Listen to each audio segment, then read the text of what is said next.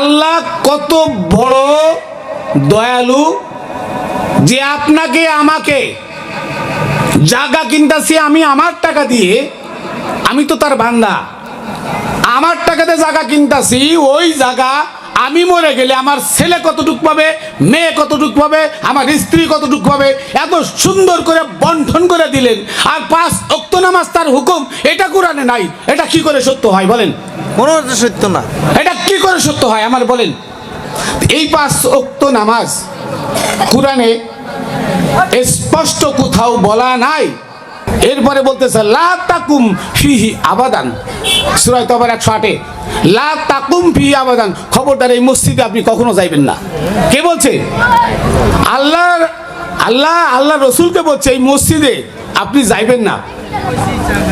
যারা আল্লাহর রসুল বা আল্লাহর ওলি এবং আল্লাহর মধ্যে পার্থক্য সৃষ্টি করে তারা কাট্টা কাফের। তারা কি কাট্টা কাফের?